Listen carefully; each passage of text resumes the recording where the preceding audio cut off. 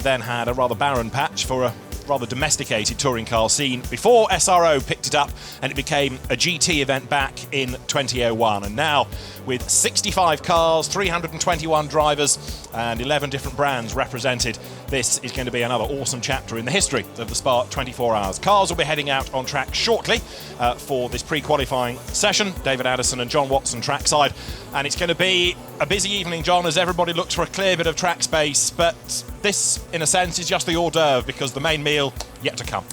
Well, indeed, it's 7,000 metres of some of the most demanding tarmac in Belgium, and that includes the E44, which runs right through the heart of the country and takes you into Germany with all those caravan drivers and you know what.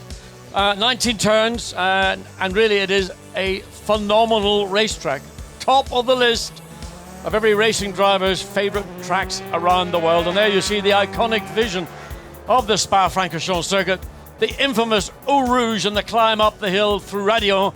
And of course, every driver has been advised by their team principal to stay away from the curbs, especially at the Raidillon, because that is the guaranteed part of the racetrack you'll cut a tire down. But do they listen?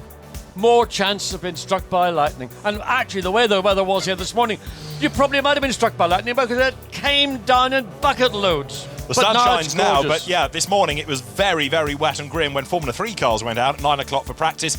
But we know how fickle the weather is around here, and we know how this circuit can bite as well. It's not that long ago that we were talking about a Spa 24 Hours with a red flag in it, even when the race had to be stopped. But this year's race is going to be another thriller. There's well over 20 teams that could possibly win this. The balance of performance tries to make sure, of course, that all the different brands are equated, but then you've got to factor in the drivers and their ability and also how they're going to fare through the traffic. And don't forget that you've got 4 races within one. You've got the overall battle, you've got Pro-Am, you've got Am, but also the Total 24 Hours of Spa is part of the Intercontinental GT Challenge. So there's that little contest going on as well.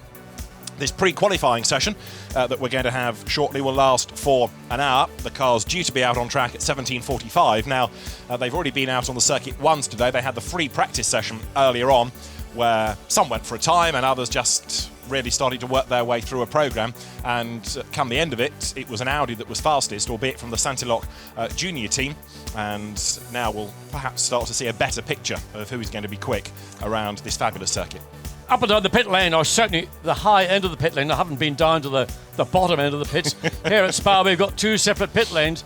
And of course, to get to the bottom one, you've got to sort of climb down 500 metres to get there. So currently, everybody seems to think that the Mercedes-Benz, the AMG GT3, is the favourite for this race.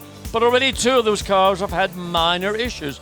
In the case of the 57 Black Falcon, they've had an engine seizure. A Mercedes-Benz having an engine seizure. I mean, how rare is that? So they're going to have to change an engine. May not get out for this pre-qualifying session. Hopefully they'll get out later in the evening for the first of the 2 formal sessions, the nighttime one being mandatory for everybody. And the other team, of course, that's got a minor problem, this time with the driver, is the 84 HTP Motorsports, along with Dominic Baumann, Yasmin Jafar and Maximilian Buch. And I think during a driver pit stop simulation change, Jasmine Jafar did something and they went, "Oh, my back, I can't move, I'm in agony!"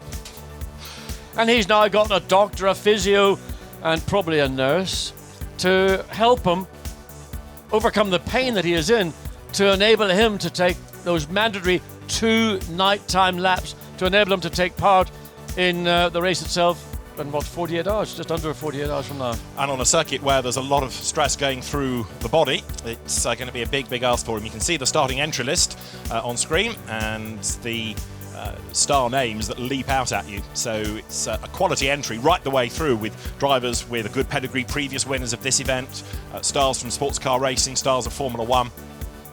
And the entry scrolls through for you to see. So this session is going to get underway in about 10 minutes' time. It will last for an hour, and it is a chance for some of the teams to cycle through a programme to get drivers some laps. And of course, it will, if you have a problem, affect what you're going to be able to do in qualifying. Now, qualifying comes later in the evening and it goes into the night so that everyone has got a chance of doing some laps in the dark. And then, of course, it sets you up for the Superpole competition that will run tomorrow evening. And Superpole is going to be at 6 o'clock local time tomorrow. So the drivers looking for that as well. And it's going to be a busy circuit that we will have once the cars make their way out. Now, if you're a team manager, how do you treat this, John? Is this about trying to get mileage, try and cycle drivers through, get them into a rhythm, get them used to the circuit, or are you concentrating at this point on the race itself? I think it's a bit of both. You've got to give every driver in the team, particularly those 20 or 25 winning teams that we think are going to be the teams that will be fundamentally at the top of the timing and scoring. So they need to cycle their drivers through. But because most of those drivers that are in the cars here this weekend have driven together, they're not with strangers, albeit in some cases that is the case. But fundamentally, they will put their quick driver in. He will go out and establish a benchmark time. What they're doing today is really just a little bit further than what they did some hour or so ago in the afternoon. It's ultimately in these two qualifying sessions that then lead to the Super Pole that we will see on Friday evening. But at the end of the day, I mean, does it actually really matter a massive amount whether you start on pole or you start at the back of the grid? And if you go all the way back to 1969 at Le Mans, when Jackie Ickx walked across during a Le Mans start, he was the last car to leave the Le Mans grid, and he was the first car to take the checkered flag. So while it's a prestige deal to be in the front row of the grid, or a pole position in particular, it doesn't necessarily have a massive outcome in the final result. Especially over 24 hours, and so much can happen, so much can change at the first corner. Remember when you spoke to Alessandro Pierguidi, the now infamous interview on the grid, and he said, I'll keep out of trouble at the first corner, and did he? Did he, Hack? I mean, he just got the top of radio and around that little Ferrari 458 went. The key was that everybody managed to avoid it. How they achieved that is beyond me, but they did. Looking into the Audi pits, Dries van Thor, Will Stevens, having a chat with one of their team engineers, and Dries van Thor, the younger brother of Laurens, who really has been, I think, a revelation in his opening season. Still a bit raw, still making a little bit of, you might call them schoolboy errors, but got the core ingredient, which is speed. Yeah, 18 years of age, the second youngest driver. There's somebody younger by a month, by a few weeks, and that is Rick Breukers, who, if you've been following the Lamborghini Blancpain Super Trofeo this year, you'll have heard me talking about his prowess. Well, he's now stepping up to the Blancpain GT Series for the first time, and Rick Breukers is going to be a driver to watch as well over the course of the weekend, driving for the Conrad team. So as the Audi Sport team gets ready, René Rast there in conversation with race engineer Adam Hardy. The Audi Sport team WRT entry, number 28, which effectively is a factory Audi but run by WRT. So you've got some Belgian Audi Club team WRT entered cars or named cars, but then there's Audi Sport team WRT. So you get the feeling that's the one a lot of emphasis will go behind, don't you? We're so used to seeing Laurens van Thor in the number one WRT Audi. Now, where's the entry list? How far down is Laurens van Thor just here as a representative of Audi, or is he driving? But he is in car 28, along with another mega driver, René Rast, who I think, along with Laurens van Thor, would vie for the title of being the Audi R8 V10 race master. And they've got Nico Müller, who's no shadow, no slouch in the DTM car, absolutely. Is he? So that's a very, very strong car. But of course, it's a 24-hour race, and you can go all the way through the race, through the night, into the following morning, and then something trivial can let you down or have a car failure or whichever. But people like the Laurens van Thor, that 28 Audi Sport team, WRT, has got to be in your top three to be a top three finisher. Absolutely right. The other fascination in this is going to be how the McLarens get on, because historically, they've not done great in the 24 hours. I spoke to Rob Bell yesterday and said, confident? He said, really don't know yet. It could be such a random event in a way. I've got a theory. Go on, John. Do you want to hear my theory? Always. I think that car 59 is... No, sorry, the car 58, I beg your pardon, the Van Gisbergen. What are we going to call him? Are we going to call him Van Gisbergen, or are we going to call him by his probably more better known sort of nickname or pet name? Of the Giz. The Giz. I gather he hates being called the Giz. He likes being called Shane. Shane. Which is a nothing sight easy to say. What a wonderful... Alan Ladd. Shane. What a great old-time cowboy movie. Let's go with Shane. Anyway, car 59, I believe they've got two focus in this race. Yeah. And that is to lead at the 6th hour and to lead at the 12th hour. What happens beyond that? Obviously, they want to take the checkered flag in a winner's position. But if they can't do that, the key is going to get those positions at 6 hours and 12 hours, because there are points that are going to contribute. So even if they don't win the race, they could actually come away from the 24 hours of Spa with a massive points haul by being in first place at 6 hours and first place at 12 hours. It's a good theory. You can check it out, Dave. But that's what are you going to? I mean, I have nothing else to do but go down the pit lane and talk to a few people. It's a good plan, and may well be executed. We will see. So the cars now, with the fast lane open, making their way to pit out. Now, John's made the point already that there are 2 pit lanes, but they are connected. So this is pit out, which, of course, is just at the foot of Eau Rouge. And as you leave the pit lane, you're not yet on the track. You have to go in parallel to the circuit, and you join at the top of Raidillon. But of course, pit in is coming out of the chicane. I hesitate to call it the bus stop these days because it's not. It's just a chicane, really. It's nothing like the old-fashioned bus stop when it got its name back in the 1970s. But it's a very, very long pit lane. You've got the F1 pit lane, and then, if you like, the heritage pits here. It's approximately from the line where you've got to get down to 50 kilometres per hour, all the way up the pit lane, around the hairpin, and down this return pit lane, you might call it. It's about 78 seconds at 50 kilometres per hour. So that's what everybody has to do. Nobody can exceed that 78 seconds. They can be lower or slower than that. That's up to them. But that's the sort of the benchmark time that everybody will be working to. And then with the minimum pit stop times and for either a pit stop where you're not changing all 4 wheels and tyres, and on it goes. Actually, where have I got it here? This is one of the regulations came in. So the maximum amount of time is a 155. Mm-hmm. Then if you go into a full engine or refueling tyres, its minimum is 215. Yes. So 155 and 215 are the two. And then you've got that 5-minute mandatory pit stop where you can change the brakes. Actually, I had a look at the AMG Mercedes. They've got a really trick mechanism on that car for changing the front discs and pads, because they can do it without having to disconnect the caliper from its mounting.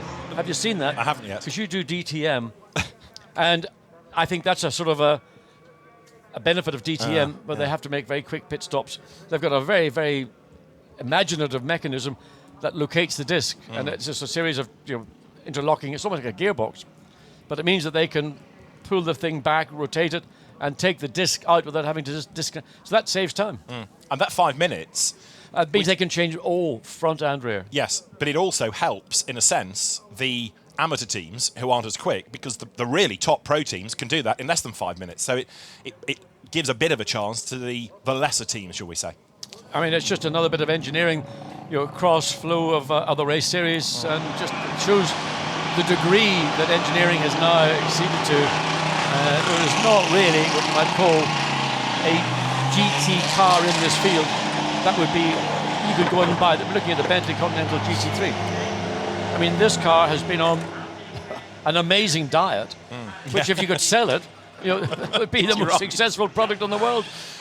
But it's had a lean year, hasn't it? Because the results haven't really come for 7 and 8, the M Sport. We thought that the dream result might have come at Paul Ricard. I mean, how unlucky were they there? Well, everything that was their race to lose, and sadly, that's what happened. That's what happened, yeah.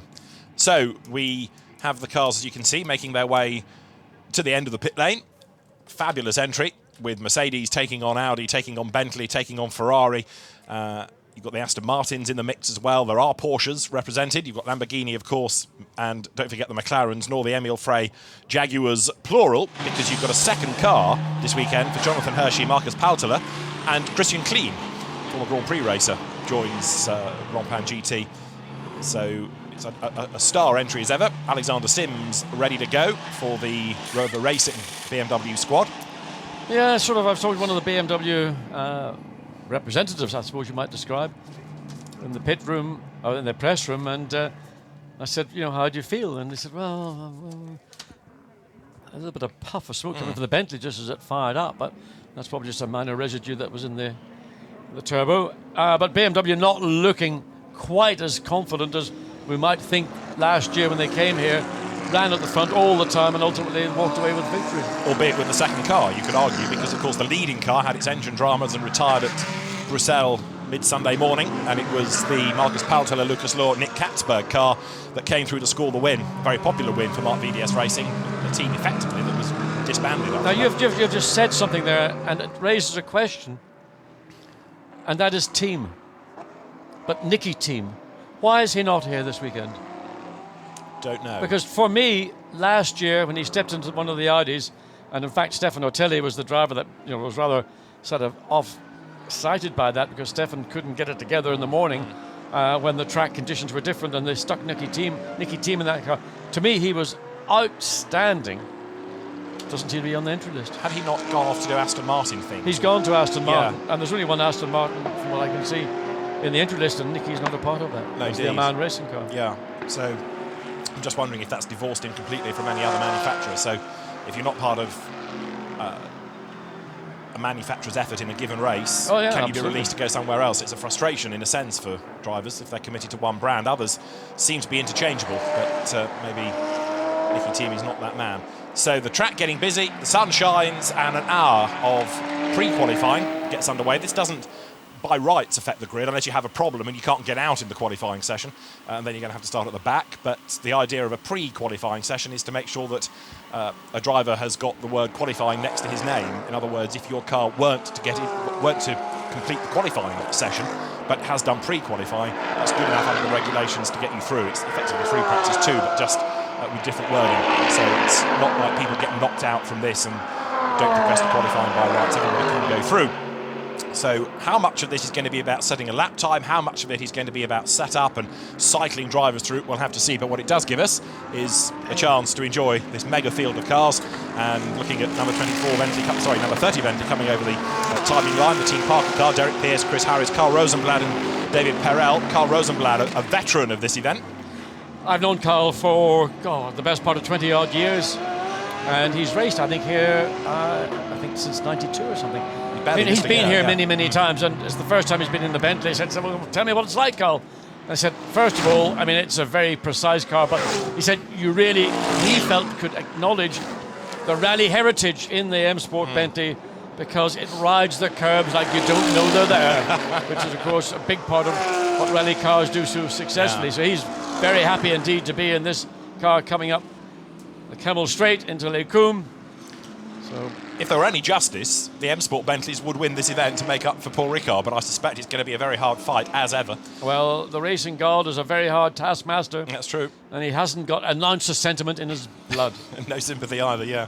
24 Bentley, the other Team Parker car, the Ian Logie, Tom Onslow Cole, Callum MacLeod and Andy Merrick entry. Andy, of course, part of the M Sport team. He was not part of the Blancpain programme. He's been doing things in North America, but brought back into European racing, if you like, for this weekend. The Chester driver and former single-seater hot shoot, but it's good to have him back in Blancpain. Absolutely, he'll spice that car up. Yeah, he will, definitely, yes. So it's going to be competitive in Pro-Am, that car, for sure. Callum MacLeod, former UK Formula Ford champion. He beat Nick Tandy, Le Mans winner, of course, last year on his way to winning that championship. Tom Onslow Cole, British Touring Car Championship race winner, and starred in Rallycross when he had his guest outing last year. And Ian Logie, a quick Am. So it's a good combination of drivers, that. Yeah, really, more or less, wherever you look in the Pro category or the Pro-Am category, there are very, very strong driver combinations. I see the exit of Stavelot over the Paul Frere curb. And in the driver briefing notes, it said, if all four wheels are over that white line, that's the defining demarcation between the racetrack and off-racetrack, you will be penalised. And we've seen this year in other motorsports waved yellow flag as they come up to the bus stop chicane. And it is indeed. It's one of my favourite brands. Why have we got a waved yellow flag? Because somebody is having their car pushed into the paint. One of the Lamborghinis, number 10. Umbro Racing. Umbro Racing, yeah. Ferrari, yeah. And there's a bit of a queue of cars now waiting to get into the pit lane. Car 44 must respect track limits at turn 3 already. Yeah. Well, there we go. Turn 3 happens to be Eau Rouge and Raidillon. And now, of course, the pit lane effectively blocked as the Umbro Racing car, which has got Stefano Gattuso at the wheel of it, is pushed by the marshal. So anybody else trying to make their way down the pit lane, for the moment, is effectively blocked by the Lamborghini. I think I called it a Ferrari a moment ago. Apologies, but it's definitely a Lamborghini. No, it's a Lamborghini. It's definitely not going very quickly. And did he get it fired up? Because the marshals just sort of split away from the rear of the car. Hopefully. It's fired up and can drive back to the team. But now 58, there is the Gun McLaren. That's your Van Gisbergen and Bell Ledegar car. Double winner this year with its great effort at Monza and then at Paul Ricard. So that is a car that's looking very competitive and, of course, has translated to be able to win in endurance and sprint, as we saw at the Nürburgring. I mean, that's been a really, really strong driving partnership all through the season. And again, one of those cars that, in terms of out-and-out pace, you might want to put your €10 or your packet of Fritz and mayonnaise on. that will be a pole position car. Whether it will be a 24-hour car, but we know that it won 12 hours in Bathurst, which is probably Australia's equivalent to Spa 24, because it is another mega circuit in the world where we're losing what I would describe as mega circuits. Yeah, agreed. Marco Zannottini, one of the AM Cup drivers for the Kessel Racing Ferrari team. We know he's quick from the results that they've had this year. So Zannottini heading downhill. And we'll start to think about lap times pretty shortly. One of the other intriguing cars in this entry comes from the AMG Team HTP Motorsport squad. Thomas Jaeger, Maximilian Goetz, of course, both DTM drivers of years past in Jaeger's case and currently for Goetz, and a DTM champion in Gary Paffett. And it's Gary behind the wheel of it. Now, it's not often you find Gary doing anything other than the DTM these days, and it's going to be intriguing to see how he gets on in that car. I think it's a very sensible move, whether it was made by Mercedes-Benz or whether it was Gary said, I'd like to do a bit of endurance, because he's racing in DTM. How long can you continue beating the drum? And that it's a national championship. It's just for the German manufacturers. GT3 and the Blancpain GT Sprint and Endurance Championships have evolved, especially this year, into being truly magnificent championships. Unbelievable competition. And I think just Gary, another year clocks by and the hair gets more grey. He's not dying it, is he? Oh no, okay, good man. Yeah. Why he can extend his motor racing career. Well, look at Bernd Schneider, he's in his 50s. Yeah, and as successful as ever, if not more so. So it's going to be, as I say, one to watch that car as over the timing line goes 888. Don't expect that to necessarily be the quickest, of course, because it's an AM Cup car. The fastest time, for what it's worth at the moment, is credited to number 88, which is the Renger van der Zande, Felix Rosenqvist, Tristan Vautier Mercedes, with Renger van der Zande having done the time, a 2:21.133, whereas it was a 2:21.6 that was the ISR Audi quick lap in free practice. Yes, but I just wanted to put into perspective was that we saw Lamborghini Trofeos out a little earlier in the evening, and their fastest lap was probably not much different to what we've seen from Renger van der Zande at the minute, but of course there's still another 51 minutes to go, and the track is improving, evolving literally by the lap because of the very heavy rain that was falling on the circuit this morning and through the middle part of the day. There's Gary Paffett's Mercedes. Think about other closed cars that Gary has raced. Well, there's this, or he's going to race, many, many years in the DTM. The only other thing I can think of that he's raced with a roof over his head was a Ford Fiesta at Silverstone when he drove the guest car at the back end of 2000 because Jamiroquai, who was meant to drive it, didn't get his license in time or something. So Gary, who was then winning Class B in the British Formula 3 Championship, was put into the car.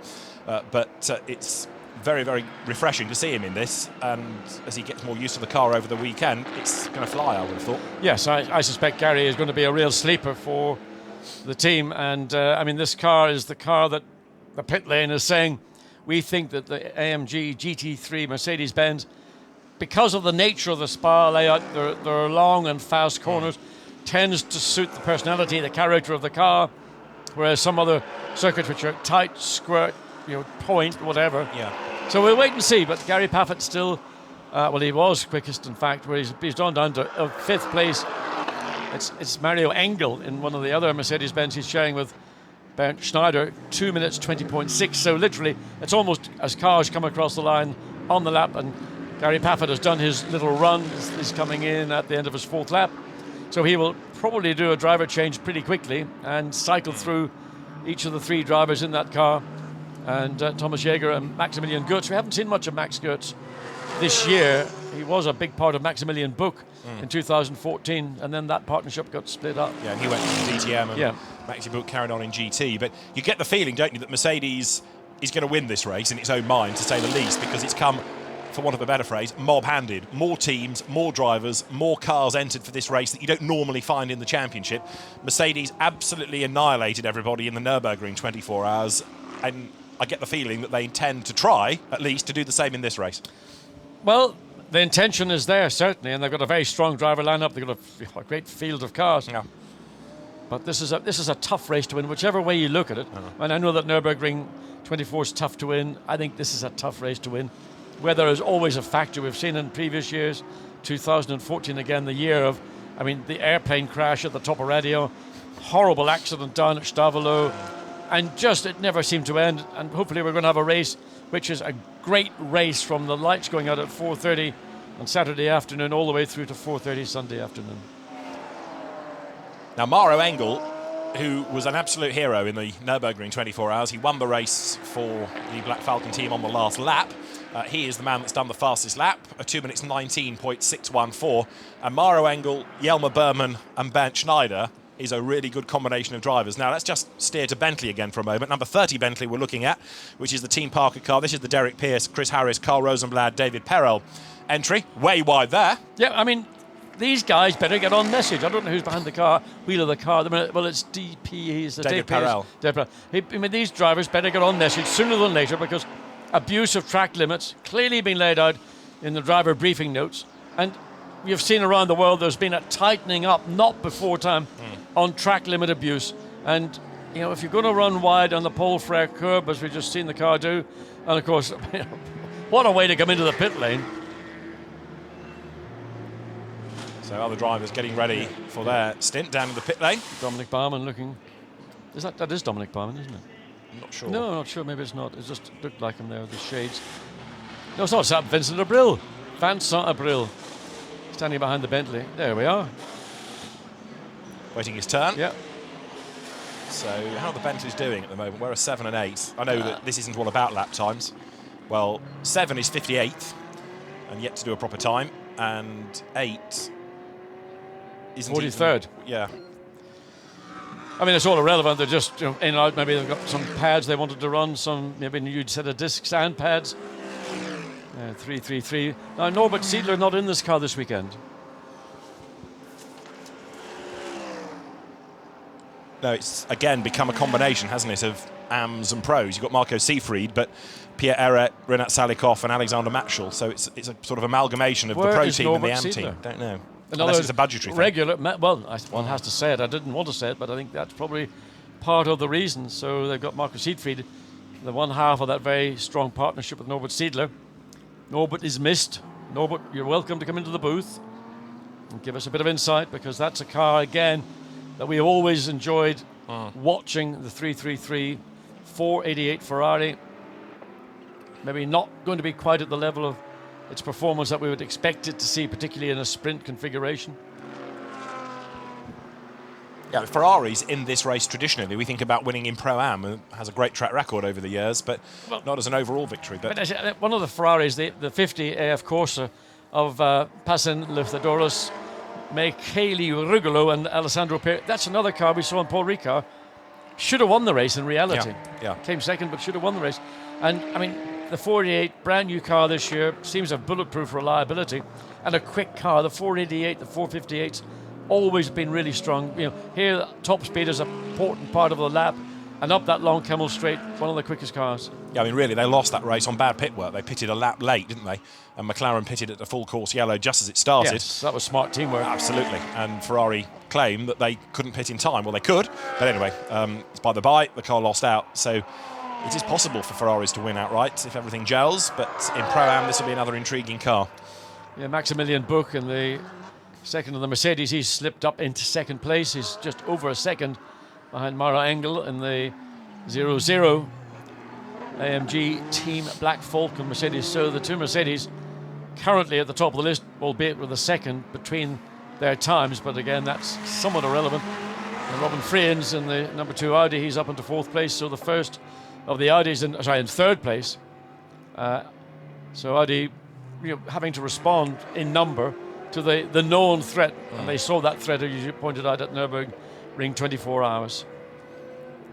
Now there is Bentley number 8. Andy Soucek was behind the wheel of the car, still is, as far as I can see, yep, and goes out of La Source. Still 46th. I mean, it's the time, they're not going for a time of 2 minutes 28 is not a representative time of the Bentley. The pace of the Bentley is one climbed up the hill, so that's... But I think that was an outlet, wasn't it? Because his first sector was 4.5 minutes, so there was a pit stop somewhere in that. But this could be a rather more representative lap time coming out of Andy Soucek when he gets to the end of the first sector, this long, long climb up the Kemmel Straight, and does a personal best of 40.3. Now, how does that compare with the absolute best in the first sector? Bearing in mind he's in traffic, he's about 8/10 down, so it's not going to be a mega lap, but it's going to be a step forward. He's got himself trapped behind one of the Lamborghinis, and he's going to have to make a move down the inside, and the Lamborghini isn't prepared to concede the entry into Bruxelles. Andriy Soucek up on the curb on the inside, and I don't know whether there was a little bit of body rubbing going on there or not. That was Andrea Piccini in the Lamborghini, who is not inexperienced. He's not inexperienced, and likewise, he's not probably prepared to concede track position, because he's looking for the clear bit of track that Andy Soucek likewise has been doing. Now the Porsche has to stay slightly wide coming through Poho, and that's the following Ferrari and Bentley go through cleanly. Andrea Piccini, former winner, don't forget, because he was a winner in 2012 along with René Rast and Frank Stippler. If you remember when René stayed here rather than going off to Hungary to race en route to another Porsche Super Cup title. But Andrea Piccini brought the car into the pit lane about 9 o'clock in the morning with a puncture. They put Frank Stippler in, and Frank almost did every available lap then on. I think René Rast got one more stint, but Piccini barely drove after that. And it was this Herculean task from Frank Stippler that gave the Audi the win that year. And Andrea Piccini sort of fell away from Audi after that, but he's picked up a seat for Lamborghini for this year. That got in the way rather, as you saw up at the top of the hill at Bruxelles. So the track, very, very busy, as it will be, in fairness, all the way through the race, because traffic management and getting your way through the back markers, and that was raised again at the driver's briefing last night, is going to be absolutely critical. Yeah, so it's a big field, and while it's a 7-kilometre racetrack, it gets very, very bunched up from time to time in critical parts of the circuit. We just watched Andy Soucek. He backed away from the tail of that Lamborghini again to find a bit of track space to try and get a clear lap. He's going on to what will be his, it's actually only his third lap. There's the move down into Bruxelles, where the Lamborghini sort of indicated, and is there a contact? It got pretty close between the Bentley and the Lamborghini. We didn't actually get to see if there was any contact or not. I think maybe they just managed to avoid it, but Soucek on a lap now where he's got clear air and the Lamborghini is sufficiently far up the road. Now, what's going on? Oh, that car came out of the pit lane. That's somewhat deceptive. You see the car exiting the pit lane, and it appears to have gone off track up at Eau Rouge into Radio. So a little bit of light-heartedness in the Bentley garage. So still the two Mercedes, and then Robin Freins and the Audi leading the top 3 times. Wolfgang Reip getting ready to go. Belgian driver for the M Sport team. So at the moment, we've got Maro Engel from Maximilian Buch with just over a second between them as the top 2 in the session. And the Mercedes, the House of 28 Audi getting on. It's got Laurens Vanthoor at the wheel of it, and it is 8th fastest at the moment. Laurens Vanthoor on a mission. Yeah. And of course, he's yet to win this race. It's one that he wants to because it's his home race. But he's not had the best of luck here, and in fact pits at the end of this lap. Yeah, Marlon Stockinger in one of the other Audis, the 75 Audi, that's the IRS car. He has made some improvement up to 7th place. So that occurred just 1 lap ago.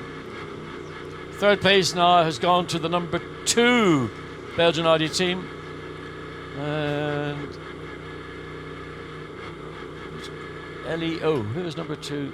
Michael Leonard. Stuart Leonard. Stuart Leonard, yes. Leonard, Michael Meadows is the person I'm thinking Stuart of. Leonard has Combination gone. of them there. In fact, he had gone 3rd. It's now Jonke Della, 56, in another Mercedes-Benz, who's gone up into 2nd place. So all of a sudden, another little spurt as drivers go through the cycling. So Jonke Della into that 56.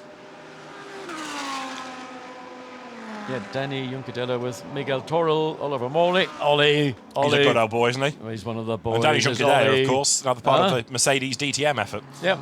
All right, there's Rolf Eichen in number 16. You've just gone down the pit lane a moment ago with Laurens Vanthoor. So that car's in the pit lane. Where is number 16 in terms of a lap time at the moment? It's chipping its way up the order and finds itself in traffic on the run down the hill here. Yes, that's the problem. That's a much slower Ferrari, and sort of meandering around and not being aware. And the Lamborghini being slightly hesitant, probably correctly so. So waved. Is that a white flag who's waving? I can't. It's a very washed out blue one if it was that. So the Lamborghini gets through cleanly and continues on its way, but of course, in effect, the lap has been spoiled. And its previous lap was cancelled for exceeding track limits. So I'm delighted to see that already we're getting cars getting penalties for exceeding track limits, because the only way these guys are ever going to learn is to be penalised. So that car drops to 51st on its previous okay-ish lap. Rolf Ineichen at the wheel. Not Mirko Bortolotti, it's Rolf Ineichen driving it at the moment, according to the transponder. And I mean, sorry about bang on about track limits, but I know of one team manager in the pit lane who instructed his drivers, and I think it was at Paul Ricard, that under no circumstances were they to have a notification on the onboard computer of abuse of track limits. So the message is, and then again, how far off track can you get coming out of Blanchimont? And Rolf Ineichen, although it's his first year racing at this level, has done quite a lot of racing in his career in the 24-hour series and in the Carrera Cup Deutschland. So he's no dummy. He's a very competent driver. Well, I mean, maybe he realised it made such a schoolboy error, decides to come straight back into the pit lane. I mean, why he was so far off track at that point on the exit of Blanchimont is, it didn't look like the car had a big oversteer as Laurens Van Thor sits in the Audi in the garage.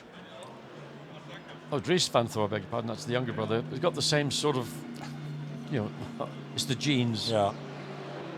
So he stays in number 1, so there is a Van Thor in number 1, but it's younger brother. Now we're getting our first summons also for team manager to go to race control, and it's 25, so that's Santalok for the Christian Kelders, Mark Rostin, Fred Bouvy, Marco Bononomi Audi. Fred Bouvy, Stefan Lemaret and Stefan Ortelli, fascinating fact, 37 of the weekend, are about to embark on their 15th out of the possible 16 GT 24-hour races. They are the 3 that, admittedly, they've each missed 1, but 15 out of 16 SRO run 24-hour races is not a bad achievement. Oh, amazing. I mean, it says a lot about those individuals that they want to continue doing 24-hour endurance races, because these are entirely different. Just, again, one of those HTP Mercedes just flirting with that all 4 wheels off the racetrack down the Stavelot, and then not quite so bad coming through Paul Frere. Coop, up the hill, flat out into Blanchimont. Listen and see if it lifts. It's had a big breathe. Now, if this was Superpole, it might have been a different approach. I think if a Superpole car running on very little fuel, you're the freshest, if not the most available, and coming into the pits. So 84 is into the pits. That's Maximilian Buch. Yeah. So, I mean, irrelevant what he did in this lap in. He just had to get in as quickly as possible. But I would assume that in the one qualifying lap, you've just got to sort of grin and bear it and just live with what the car gives you and hope that the grip is in the tyre at the point you reach Blanchimont. No, we've not yet touched on Nissan, but we're about to, because we've got a shot of the Nissan booming its way through Eau Rouge there. Still a car that, in many respects, is now outdated against the other manufacturers that have brought out newer cars. But over 24 hours, if it's reliable, it should be there or thereabouts towards the end, I would have thought. I mean, it's a well-built car. It's absolutely, I mean, again, extremely well, as you'd imagine, from Nissan, engineered at every level. They believe that their performances in previous rounds, both in endurance and sprint, is going to be improved here because they've been given a little bit of BOP to bring them back into the fold, as it were, where previously they felt that they were being, not only because the car in technology terms is a little bit behind the 2016 models that we're now seeing, but on some races, the Nissan has always been a mega car in a straight line. It likes Spa because it likes the open flowing corners. So with that context and maybe a little bit more BHP from a little bit of relief on the air intakes, you might see the Nissan certainly getting into the top 20 in qualifying, and you never know. If it can run reliably, that could be a car come the end of the race that could be in a top 6. Now, number 49 Ferrari here we're looking at is the Kaspersky Motorsport car. Alexander Moiseev joined for this weekend by Stefan Lemaret, Davide Rizzo and Rui Aguas. If you've got a very long memory, you might remember Rui Aguas as a front runner in Formula Ford in the UK in the mid-90s, but this car with the likes of Lemaret and Aguas, I mean, off the road coming into Blanchimont, off the road coming out of Blanchimont. I'm going to have to stop talking about this because that's all I'm going to talk about. Again, look, fully off the racetrack on the exit of the bus stop. What is in the notes that some drivers don't get? And that's Davide Rizzo, who's supposedly one of the higher graded drivers in that car. Perhaps just pushing his luck to see how far he can go before the warnings come. Well, I mean, that's acceptable. It's on the limit. Thank you, Mike.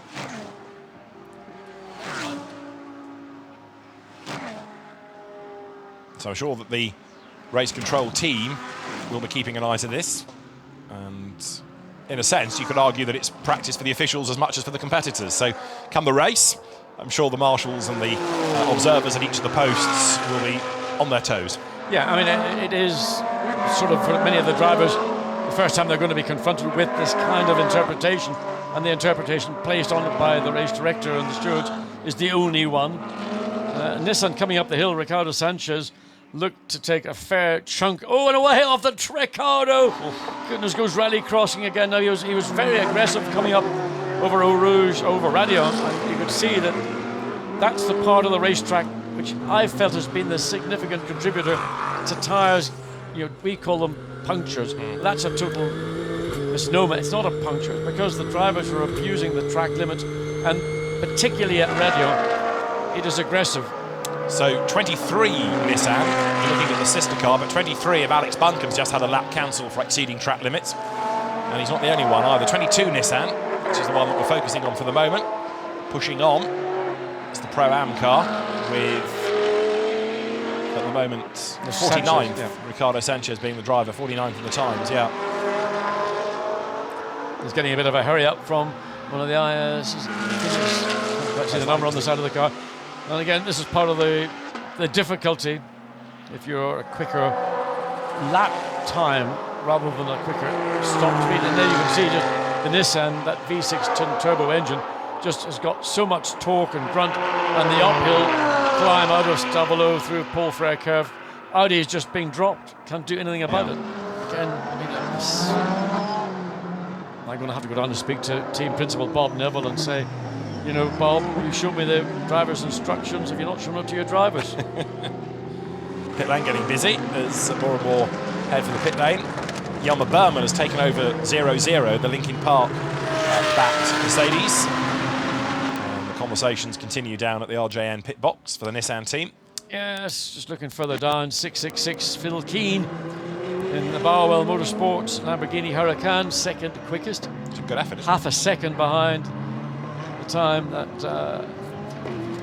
0-0, that's by Yelmer Berman now, who's actually got the quickest time. Well, Yelmer Berman's in the car. Taken over the car, It was Maro Engel who set the time. But that car of Phil Keane, it's Pro-Am, but don't rule it out for a good result, because you've got John Minshaw, quick Am, both in modern and indeed in historic cars.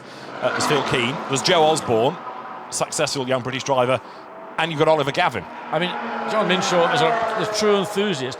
He was at a cars and coffee morning last Sunday, I think at Chumley Estate. Yes. So my spy in her little GT3 tells me. Oh, right. Well, it's down the road for John, isn't it? Chumley Castle. Lives in Manchester. 101 Lamborghini heading through the bus stop. The Attempto racing car, Fabio Babini, Patrick Niederhauser and Daniel Zampieri. In terms of the driver ability, that should be another car in with a good chance. Attempto made its name running Porsches. Hasn't had a lot of success yet with the Lamborghini, but we will see. Interesting, Yasmin Jafar is in the 84 Mercedes, and Yasmin was really struggling with severe back issues, having to do a simulated pit stop. And I did recommend a cure, which is one that was recommended from my good friend and former team boss Ron Dennis, which in itself wasn't something you want to repeat on air. And I thought maybe that threat might sort of ginger up Jasmine Jafar to get back in the car a bit sooner. And whatever's happened, he's in the car now, so currently fourth quickest. But it's the 85 car that's now gone second quickest. And Indy Dungey. So Mercedes are all over the timing and scoring. First and second, Indy Dungey in the 85 HTP Motorsport. Mercedes-Benz, 2:19.8, just 0.2 of a second away. 2:19.8, yes, 0.2 of a second away. Now, this morning, of course, the free practice session was a bit mixed in terms of weather conditions, wet and dry. Now, they've got a bone-dry track. The sun's still shining. Its temperature really has shot up as the day has gone on, so it's much, much hotter now in the cars. Laurens Vanthoor is at the wheel of 28, we are told. Yep. And is 15th fastest, having had 10 minutes or so in the pit lane. So now we'll see what he can do now he's back on track. it'll be interesting to see really how Audi, in particular the WRT team and Audi Sport, which is the car that Lawrence Van Voort is in, are going to respond to the clear and obvious challenge that Mercedes-Benz have delivered up here this weekend. And it is ultimately going to be a battle between these two great German manufacturers that no doubt is going to dominate this race. But don't overlook the McLarens, and there are other packages. The Bentley package. I mean, Bentley is so strong in Paul Ricard. Just sort of 5 weeks ago now? 4 weeks ago, when 2 cars in the second row of the grid. I mean, we were saying that if they can't win this race from that position, they're never going to win a race. And sadly, for a whole variety of reasons, that victory slipped away from them. So they are going to be another car package driver team that has got the capacity to come forward and challenge the 2 major German manufacturers, albeit Bentley is owned by VW Audi. Didn't say that, did I? Now this is the run down towards the bus stop as you see the hard-charging Jelmer Berman at the wheel. How are McLaren's getting on, and also how the AM Mercedes doing. You've got Daniele Perfetti heading for the pit lane there in the background in the Acura ASP car, the one that he shares with Cazenave, Michael Lyons and Morgan Moulin Trafort. That's another good car to watch in Pro-Am. Car 7, the Bentley Stephen Kane, I think it might be in car 27, being advised to respect track limits. That's again down at Eau Rouge Radio. So that's always an area of the racetrack where drivers try to straight line as much as possible. It carries a lot more speed if you can successfully straight line it without running the curbs too aggressively. There is the turn through Eau Rouge, over the top, the car gets light, and then you exit Radio. And if you can carry another 10 kilometers per hour at the exit of Radio, it doesn't make getting down the Camel Straight a lot easier and a lot quicker too. Now lights flashing, Jelmer Berman heading up through Radion. Number 60 with its tribute livery. This is the extra Garage 59 car, which is for Bruno Senna, Duncan Tappy and Pipo Derani. And it's another manufacturer, another team, another brand bringing an extra car for this weekend. It's wearing this unique livery based on the original logo, which was on the side of the early cars of what was then the Bruce McLaren Motor Racing team between 1962 and 1966. It's got the famous speedy keyweave, closely you see it on the side.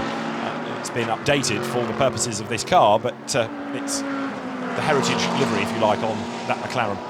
Good to see McLaren using their heritage, and it's a major part of any manufacturer's brand that they can take all the success, and if you think of all the success that McLaren had in the Bruce McLaren days, particularly in Can-Am, certainly at Indy, and then also in Formula One, and all the way through to, well, Lewis Hamilton's championship in 2008. It's been rather bleak at that level since. In fact, the team have had to rely on the GT3 teams to bring that company the success that they're not having in Formula One presently. So Bruno Senna we've seen, of course, in Blancpain before. Duncan Tappy we have in Bentleys most recently. And Pipo Derani, single-seater driver with a good pedigree turned sports prototype racer. So it's, again, an interesting combination of drivers. We'll see how it fares over the course of the weekend. Out of the bus stop, the car will now power up towards the timing line.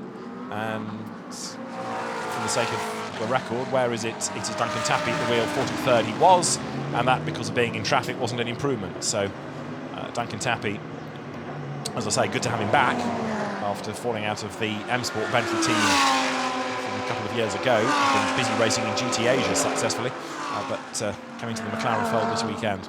So Mercedes 1-2 at the moment, and then Mercedes 4 and 5 as well, because it's the 00 Black Falcon car ahead of 8. That's the Berman Schneider Engel entry ahead of 85, which comes from the HTP Motorsport team.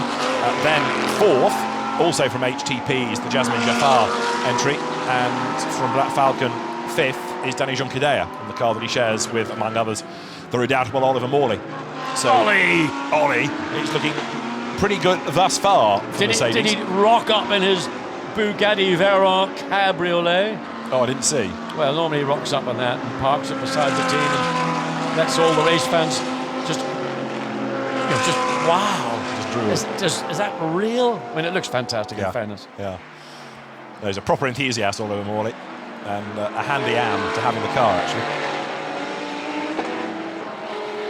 He's come a long way since his early days racing around Alton Park in the XR Challenge, which he used to do a long, long time ago. Number 100 Lamborghini hard at work as well. This is another of the Attempto cars. Louis Machiel's Max van Sprinter and Jeroen Mull and Giovanni Venturini, the GP2 champion.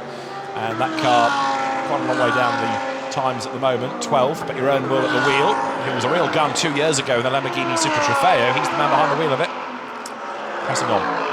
We sort of haven't talked much about BMW because we haven't really seen much of BMW on screen, but just for those BMW, the Munich fans, the third of the three major German manufacturers here this weekend.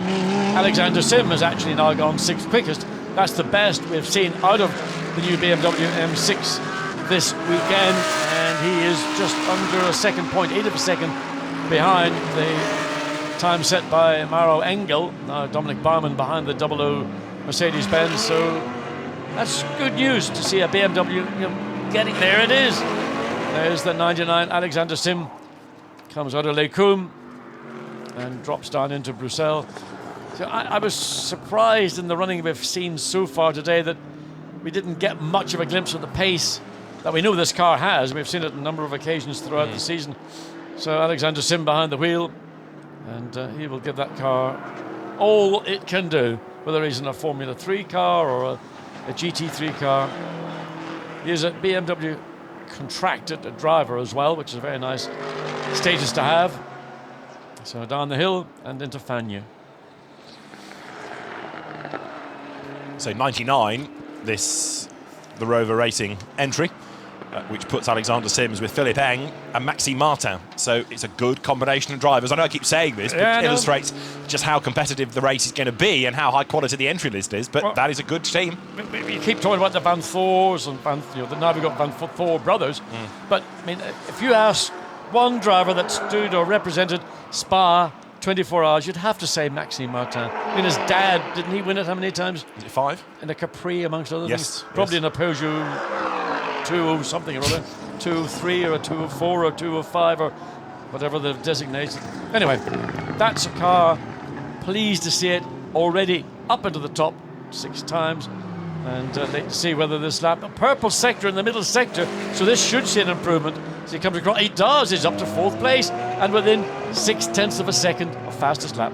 And the absolute best middle sector, personal best in the end. So Alexander Sims doing a very, very impressive job there. And that middle sector is the aero sector. It's the handling bit of this 7-kilometre Spa circuit. Here, looking up the Kemmel Straight, is fundamentally more about the aerodynamics in terms of loss of drag, rather than simply getting good grip and top speed. There's the Demon Tweaks backed Lamborghini. Demon Tweaks started by Alan Minshaw, now run by his son John. And the familiar logo has adorned many a racing car over the years. But Joe Osborne's the man behind the wheel of the Lamborghini, run by Barwell, Mark Lambert's team. Coming out of the so-called Speaker's Corner, the left-hander with no name, down the hill towards Pouhon. And Joe Osborne, one-time Formula BMW racer, then made a conscious decision to switch away from single-seaters, went to Ginetta G20 sports cars and made a really good name for himself and a good career racing GT cars from then on in. Car looking a bit nervous though. It's already had a twitch early on in the lap, and again they're under braking. Yeah, it just looks unstable on the end, just off the throttle on the brakes. And so the front hunting around a little bit, and whether that's an aerodynamic issue, hard to tell at this stage.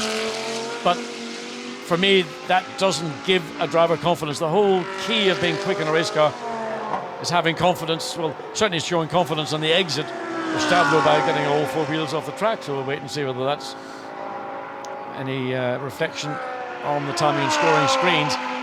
But if you're not confident to turn the wheel and nail the car at the apex, get on the throttle. And again, quite stiff in the front coming up. Although it's bumpy into the braking zone at the bus stop, you could see the front of the car just juddering under that braking. So you're in a situation, for the sake of argument here, with 4 drivers, and of course you've got to get the most out of the AM.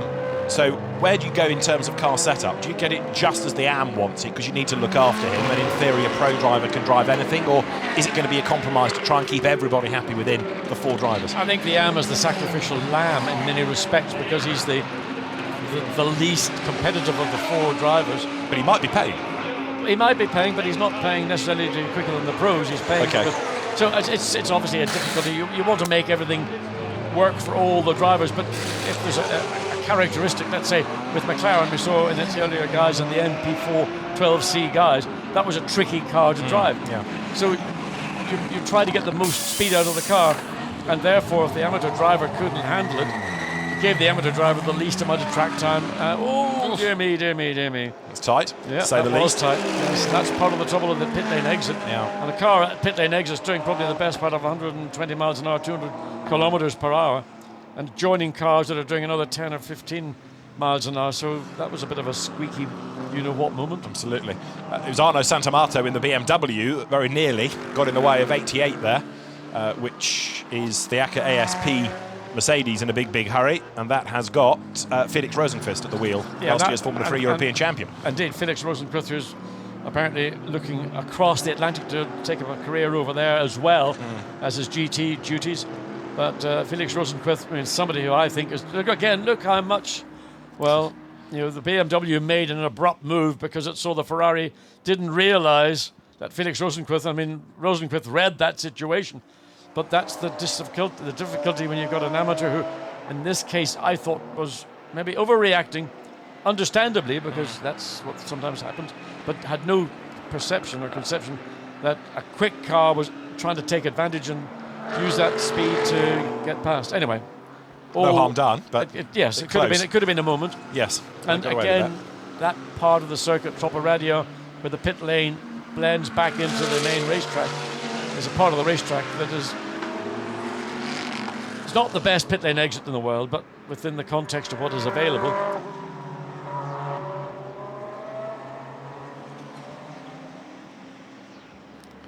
And there, 26, the Santalok Audi. That's the Greg Gilbert, Mike Parisi, Christopher Haase car. That ought to be a dark horse, shouldn't it? Because you've got very good drivers in that. He might not have the ultimate pace, but if they keep out of trouble... Absolutely, and Christopher Haase in particular, and Mike Parisi likewise. And of course the other driver, the other Christopher, is Christopher Mies in one of the other sister Audis again. Great job at Nürburgring. What is all that about? Okay, take it all back, yes.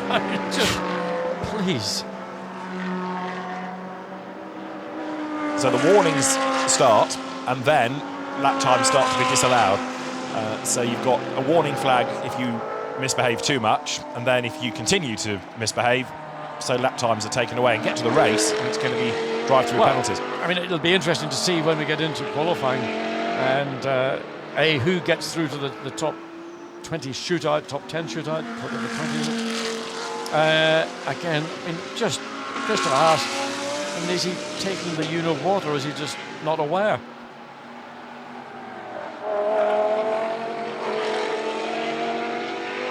I think they don't appreciate that what they're doing is it's a new world now, it's a new order.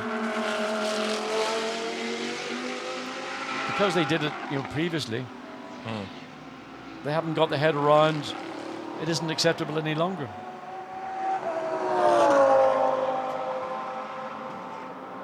So we are, as I say, starting to have some cars with their lap times disallowed, one of which is 63, Diego Alessi, Nicholas Polar, Anders Fjordbach, Dennis Andersson's Lamborghini. How are we doing in terms of lap times? Well, it's still a 1-2 for Mercedes, but this part of the evening isn't about lap times. What we have after the session, we've got 15 minutes of this to go, and then there's an hour or so's break for the teams. Then they have the qualifying session, and then there's the night qualifying, and you take the best 20 times out of that, and those cars go into the Super Pole tomorrow evening to decide the front of the grid, which is about pride more than anything for a 24-hour race, but it's become a feature of the Spa 24 Hours. Well, you'd rather be in it than be out of it, wouldn't you? Yeah. But whether it actually at the end of the day had any bearing overall on the outcome at 24 hours is debatable. But of course, the pace that the race is being run at, it's always better to be near to the front of the start and clear of potential trouble that you might get midfield or at the tail of the field. And the second car, one of whom is driven by one of the drivers, is a countryman of mine with the same name, Andrew Watson. That's right. And he, in a pretty short space of time, has made a bit of a name for himself as a GT driver. Came out of Ginetta Racing in the UK, but part of this Garage 59 squad for this year. McLaren Junior in a sense, and looked very, very handy in that car. He's got Struan Moore, quick single-seater racer for company. And they've worked well together this season. Yes, I mean, a session earlier today, I just had a look down and see the 59. The Van Ginsbergen car was 8th. At one point during the session, I noticed that Andrew Watson, not Stephen Watson. Andrew Watson was in the top 3 or 4. Again, here we go again. If they get it out of their system in this session, then maybe we'll be okay for the race. But you could argue that drivers will try and push and just see how far they can go before it starts to become a problem. But the Ferrari there, way, way wide. The Audi looking to dive down the inside and get alongside and forces the issue, makes the pass, and McLaren stays well to the left and lets that go through, so loses momentum in the process. And that Ferrari that just ran wide, that's Giancarlo Fisichella. Giancarlo. Well, you know, he's easy. No, Giancarlo, he ought to know, but you know, he sat in pole position here in his career back in whenever it was, 2000 and early 2000s. Puff of smoke coming from the left rear of the Ferraris that made its way up, just that compression in the bottom of Eau Rouge and puts a massive load into that left rear corner. It was there last year, wasn't it? Alex Buncombe had the failure of the wheel hub rear. Was it Alex Buncombe and the Nissan? I thought it was 2 years ago. 2 I years remember ago, the accident, anyway. yeah. Time moves on, doesn't it? It certainly does. When you get older, particularly. Raffaele Giammaria Ferrari we're looking at. Again, up the curb. Pushing, pushing, pushing. And we've just had another lap cancelled. It's for the Emile Frey Jaguar, the regular one. This is the Lorenz Frey, Stefano Ortelli, Albert Costa car. Not yet seen it in the session, but it's been up to no good. Yes, and the IMSA Performance Porsche 911 GT3 RS, or GT3R. The S is the road version. Apparently. Right. Anyway, their team manager's been called to race control immediately. Interesting. And what have they been doing? Yeah. 76 is where? Can't even see it in the time in scoring. Up 18th. 18th. Ah, that's a pretty good effort. Yeah, and that's the Patrick Pilet, Maxime Jousse, Raymond Narak, Thierry Cornac car, which runs in Pro-Am. Raffaele Giammaria in the Ferrari here is, at the moment, 37th. Now, the timing screen tells us it's a different driver. So, although the graphic says it's Giammaria, timing screen claims something different. We'll research. So let's look and see coming up into Blanchimont. Perfectly acceptable for the Ferrari, the Audi within limits on the exit, and the Audi very much quicker. The Ferrari making its entry or preparation to come into the pit lane. So there are the top 20 times. Interesting, Gregory Gilbert in that car. Christopher Hasse has done the time in third place, so still nothing's changed in the last 15-20 minutes in that top 3. They've obviously used the best of their tyre earlier in the session, and probably with the quickest of the drivers. Now there's the Tepto Porsche. Listen to that flat 6, that horizontal 6 Stuttgart. I mean, we're not talking very much about Porsche. I'd love to have seen what you might describe as the factory GT3R Porsches here, but yeah, Manthey ran 2 in the Nürburgring 24 hours. I mean, I would love to have seen them here. They would have been a great addition. But in this car, you have got Kevin Estre. So you can cheer for Kevin, because you know he's going to be quick when he is behind the wheel. Revan Kevin, I tell you, in a McLaren, in a Porsche, in anything, is something to watch. So, 77 up in 12th place.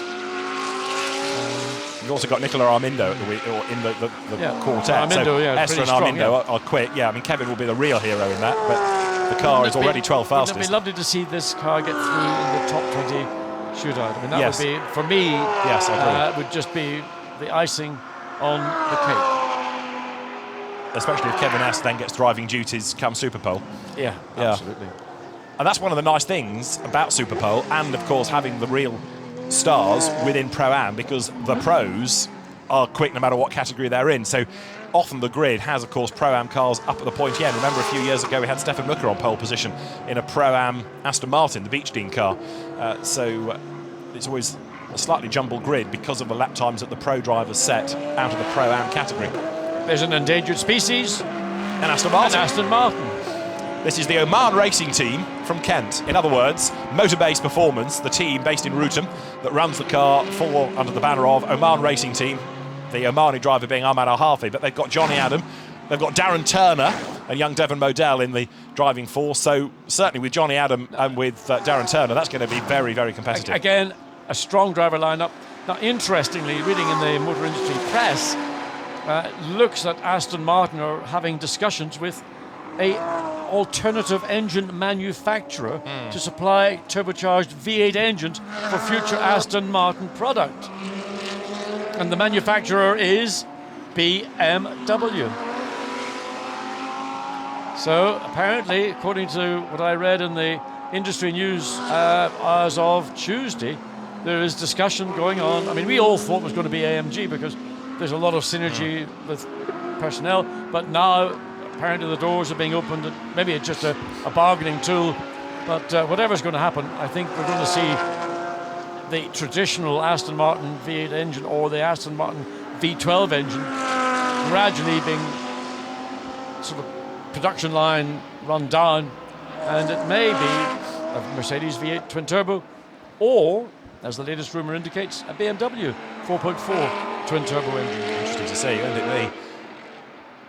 So, as you say, an endangered species. There aren't many Aston Martins. This car, a bit like the Nissan, really, coming towards the end of its homologated life and needing some updates. But the Motorbase team knows all about these cars. And it sort of represents, I mean, a bit like the Nissan, what I consider to be the essence of what a GT3 car is. I mean, you can sort of look at that and say, well, I could maybe go to an Aston Martin dealer and buy something not a million miles different from that. But when you look at Lamborghini, when you look at some of the 2016 models, they're quite a distance now from where the production base car is. Into the pits comes the Aston. Yeah, Ahmad Al-Harfi possibly to give way. Now this is a team based at the bottom end of the old pits, the heritage pits if you like, so it's a very, very long journey down the pit lane. Remember I was talking about Christopher Haase? Yeah. He's gone third quickest. And just also quickly to mention there, Johnny Adam, Darren Turner just going out of shot. Devon Modell was at the far end of the garage. There's Johnny Adam. There's the Dazzler. Yeah. Made a great life for himself, Darren. Great little driver. Yeah. Got a little simulation business up in Banbury. He's doing very well. Doing very well indeed. And, you know, didn't make it into big-time motorsport, but has made a very good life and living out of motor racing and the industry. Still a great little driver. Yeah, and he's going to be a real asset to that car, isn't he? Because not only is he quick, but he's got so much experience and he can bring so much to the team to move that on. Now there is 00. That, with its very, very smart Linkin Park livery, is the Mauro Engel, Jelmer Berman, Bernd Schneider Mercedes. And it was on it. I said, that car is on it right now. So if we can keep an eye and see where this car got traffic ahead, but certainly up through Eau Rouge and Radio, no prisoners taken whatsoever. But it has just lost the top time because Felix Rosenqvist has gone fastest of all now, 2 minutes 19.549 in the Acura ASP car. And that's why the lights are flashing in this 00 Mercedes-Benz. Whether they know that their time has now been beaten, it's been beaten by 65 hundredths of a second. Nevertheless, this is a serious run. Can he get down alongside the Lamborghini coming down into Pujo? Have a look down the inside. It's going to be a late dive, and he can't. He's lost the momentum, and the time that he had made on that opening lap just suddenly, well, probably the best part of half a second, maybe 3/4 of a second lost. And again, traffic meandering all over the racetrack. It's coming Jaguar, down, isn't it? The Jaguar going slowly. Why? I don't know. Yeah, it's the second of the Jaguars, which, did you know there were two in existence? Well, anyway, that's the second of them. It might be new car troubles, that. So now 02 on the Lumi rank is its position in the times. Mauro Engel back behind the wheel and getting caught up behind the green Ferrari there, the Rinaldi racing car, which he gets through on on the inside of now, coming out of L'École up towards the Cours Paul Frère. Yeah, but he's lost so much time in this lap, having to battle through traffic. So he'll complete the lap, try and get ahead of other cars that are in proximity coming up to the end of the lap.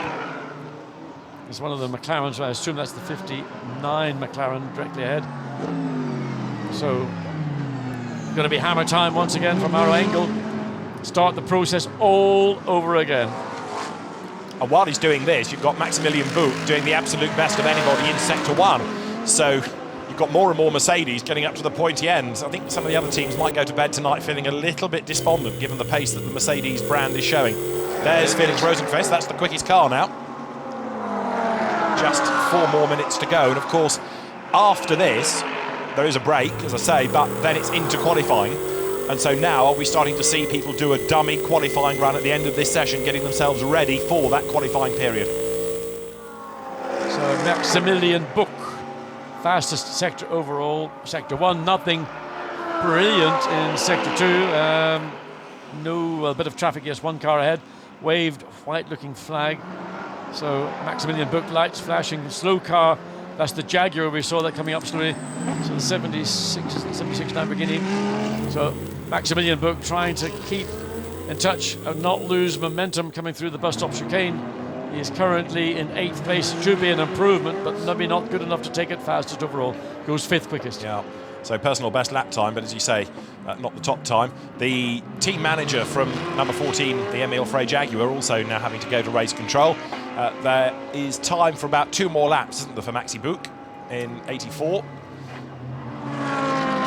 And another car that's under investigation. This is another, we haven't had yet, an unsafe release for the classic and modern racing Ferrari of Thomas Nicole, David Loger, Eric Mouet and Sylvain Debs. So an unsafe release, or an unsafe return rather, for number 42. That's being investigated now as well. The stewards could have a long night here. Well, I think they're going to be very busy indeed. I mean, I bumped into Emanuele Pirro, who's one of the stewards, not for this event, but for the support Formula 3 event, and vented my spleen about a number of issues. And he said, I agree, I'm in agreement with you completely. He said, you tell those stewards what I think. Well, he's got his work cut out sometimes with Formula 3, never mind Blancpain, because the experienced team looking at all sorts of aspects of this, and track limits is just one part of it. Now there, Clement Schmidt trying to work his way through the traffic, just stays within the white lines on the outside at Blanchimont. I mean, it looks a little bit clumsy, but when you've got fast cars mixing it with cars that are much further down the field, it can be a little bit aggressive. So car 85, again having to go through this whole process of slow down, find track space, start all over again. 3rd place for Clement Schmidt, so looking down the inside of the Bratislava Lamborghini, and this time realises that he's bought his wing mirrors, so he might as well use them. And gets out of the way. So we've got a minute and change really on the clock before the flag comes out. And are we seeing, as I say, sort of dummy qualifying efforts? In some cases, I think the answer is yes. The last few minutes just feel a bit more urgent. Yes, there's been a little bit more of a flurry at the front end. As the 22 or 23 Nissan makes its way up over radio. So there, hopefully, an additional bit of air into that twin turbo V6, waiting to see what it's going to do. So this is on board with the Alex Buncombe car, the sister car, the 22 car. This car is currently in 34th place, and the sister car, the 22 car, you can see where it is. So on board with the Donyeth down into Bruxelles. It's the length of time you have to wait to get back on the throttle. That for a driver just seems to be forever. When you're off the brakes and onto the throttle, that time zone, it's got to be as small as possible. The longer you're off it, the slower you're going to go. So the Nissan caught up in traffic, 23 it is. The overall car, if you like, Lucas Ordonez is 34th fastest in this session, which is at an end because there's your checkered flag. And so the session at an end. Sister car, Sean Walkinshaw behind the wheel, is currently only 56th, but that's not a performance that would assume to be something that would be just out and out pace. There's the 23 car up in 34th and a 21.8. Goes against the 25, and that 25 isn't representative of the pace of the 22 car.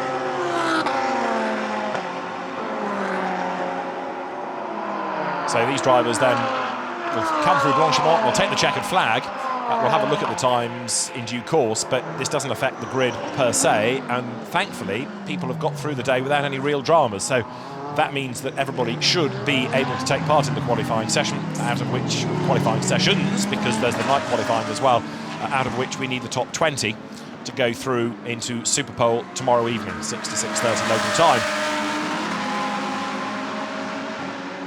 Wonderful shot looking down on the approach of the bus stop there. I mean, that's the exit of Radio. That's... No, I'm just trying to see where it is now. That's coming down to the bus stop. That's out of Blanchimont. Yeah, and then the bus stop there just I've never right. seen that camera angle before. You're right. It is. It's just got the yeah. It's a great. I mean, that is. If you want an evocative view of, well, forests first of all, and the racetrack that meanders its way through those forests, that is it. A fantastic shot. It also shows you the track limit abuse again coming out of Blanchimont, but we've heard Certainly enough does. about that.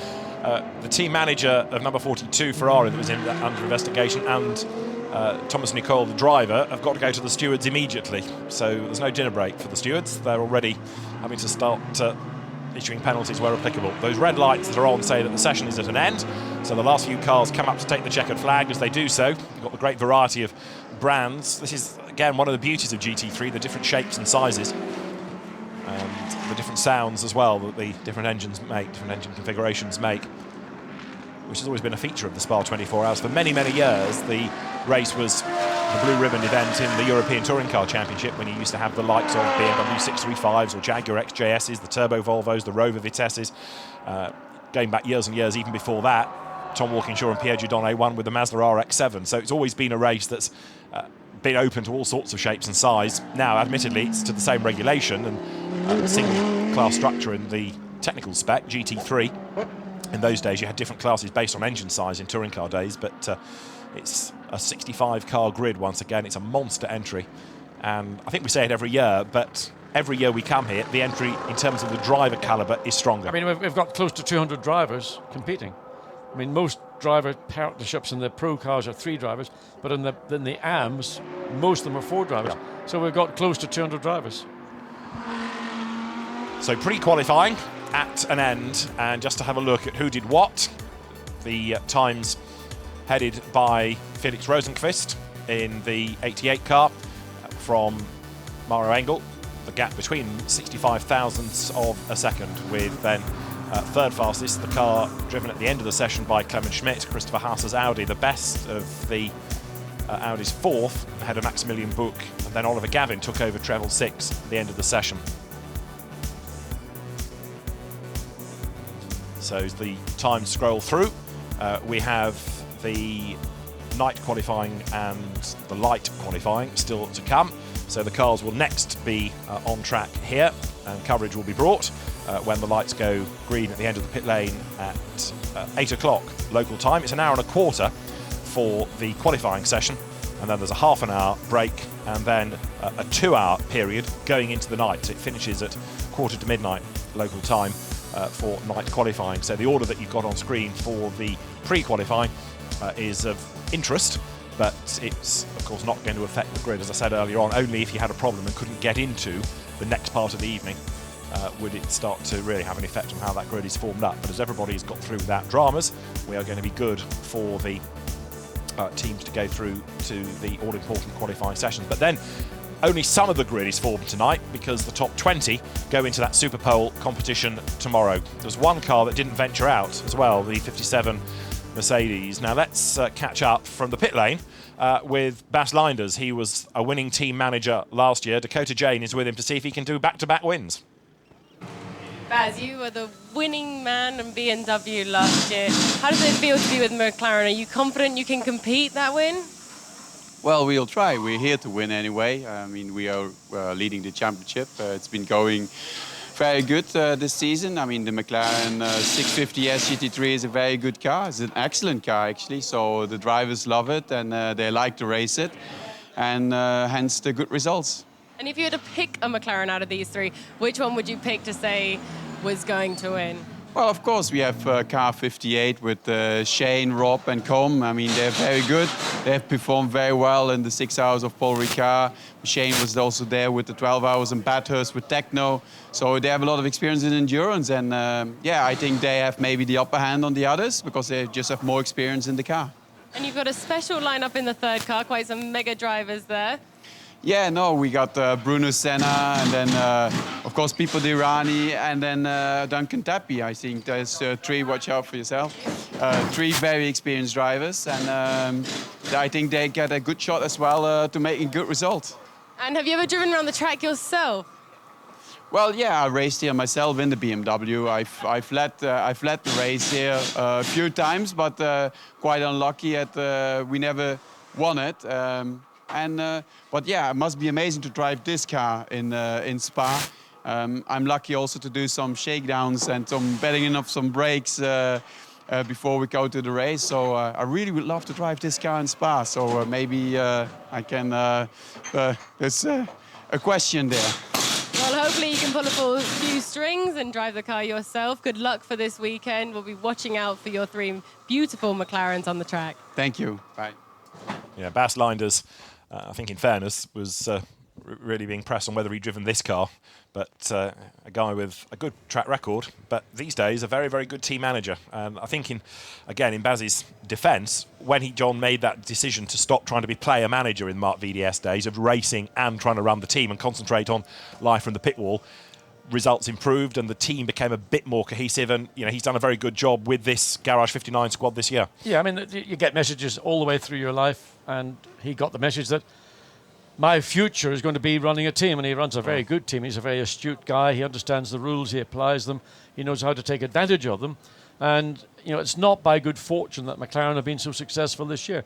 A lot of the architecture into those victories has been in the hands of Bas Leinders. And it's an interesting team, that, as well, because it's not a factory team, although it's got some factory drivers. It's a mixture of some of Bas Leinders' guys from Marc VDS days and some McLaren people and some old Von Ryan engineers, because in a sense the team has taken over from where Von Ryan left off, Dave Ryan going back to Formula One for this year. But the combination of mechanics makes for an interesting squad.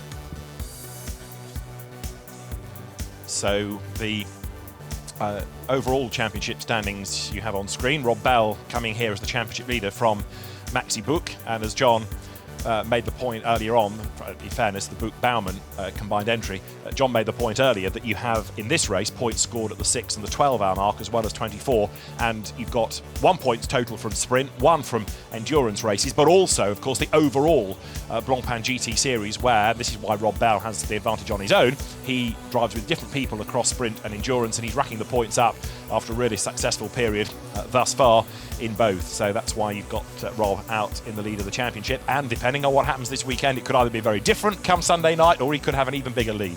Well, you don't know whether they're going to go to bed tonight with weather prayers on their hands and knees, whether they'll want rain, they'll want dry. Personally, I would love to see it dry for the 24 hours. I want to see a race which is being won by the quickest driver, car, team combination, and of course reliability. I don't want to see slightly more freaky results, which are great in many respects for a race because it throws up then the unpredictability. But, when it rains here, believe me, it isn't exactly the place you want to be. And that car of Rob Bell, just to finish the point, was at the end 39th in the pre-qualifying session. Does that indicate anything? Well, we'll see really in qualifying what its true pace is. A look back at some of the highlights of pre-qualifying, with the sun beating down onto the circuit, late afternoon, early evening sunshine here at Spa as this monster field poured its way out on track. Not everybody, though, venturing out, because there was the Hubert Haupt, Andreas Simonsen, Adam Christodoulou Mercedes that didn't get out. That had an engine seizure in free practice, so hopefully it can be made good for qualifying, but has just lost an hour of track time. So as the fans looked on, the circuit got busy, and some drivers had to try and thread their way through traffic. Others got themselves in all sorts of strife, pushing too hard coming out of Mecom. That I've not seen for a long time.